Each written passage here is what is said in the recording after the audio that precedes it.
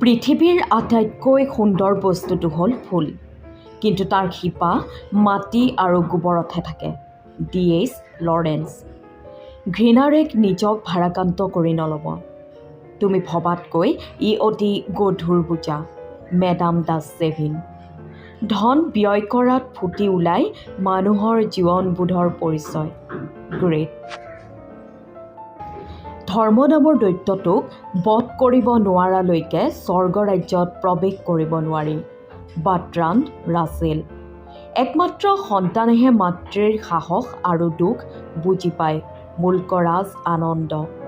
জীৱনত দুটাই ট্ৰেজেডি, বিচৰাটো নোপোৱা আৰু পোৱাটো নিবিচাৰা। Oscar Wilde. মৰমেহে মৰমক জন্ম দিয়ে। Soft calls. কাম কৰাৰ সময় এতিয়াই, কিবা এটা কৰাৰ সময় কেতিয়াও শেষ হৈ নাযায়। কাৰ্ল ছেণ্ডবাৰ্গ। ধাৰণাৰ যুদ্ধত প্ৰথমে মৃত্যু হয় মানুহৰ। S.J. লেক। নিজে আনন্দিত হ'বৰ বাবে আনক আনন্দ দিব পাৰিব লাগিব। Mark Twain. জীৱনত ভয় খাবলৈ একোৱেই নাই, আছে মাথো জীৱনক বুজিবলৈ। মেৰী কুৰী। এই পৃথিৱীত মূৰ্খৰ বাহিৰে কোনেও চিন্তাহীনভাৱে জীয়াই থাকিব নোৱাৰে। Albert Howard. কাহিনীতকৈ পাতনি দীঘল কৰাটো মূৰ্খামিৰ চিন। Old testament. নিজৰ কুকুৰটোৰ কাৰণে গৰাকীজন সদায়ে নেপলিয়নৰ দৰে বীৰ পুৰুষ, সেইগুণেই কুকুৰক সকলোৰে প্ৰিয় কৰি তোলে। হাক্সলি।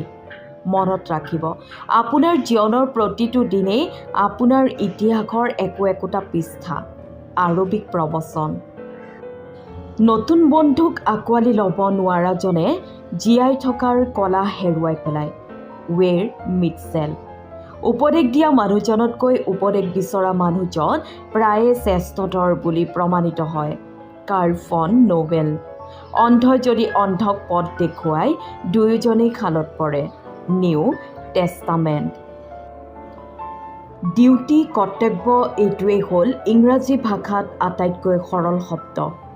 আৰি লি।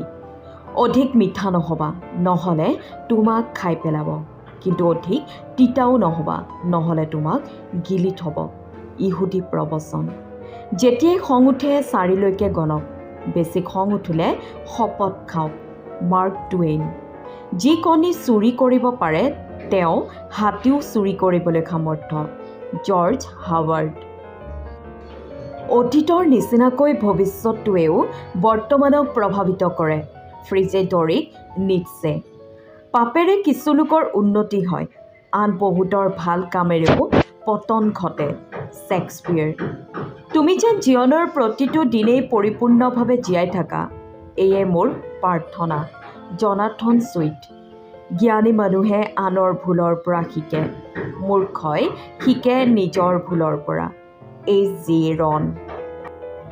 যিটো জীৱনক প্ৰেমে প্ৰেৰণা দিয়ে আৰু জ্ঞানে পথ দেখুৱায়, সেইটোৱেই হ'ল ভাল জীৱন। Bertrand Russell. সকলো বিজ্ঞানৰ আৰম্ভণি হয় দৰ্শন হিচাপে আৰু শেষ হয় কলা হিচাপে। Will Durant. আন মানুহৰ বিষয়ে সঁচা কথা ক'বলৈ আটাইতকৈ ভাল মাধ্যম হ'ল আত্মজীৱনী। ফিলিপ গুৱেডেলা।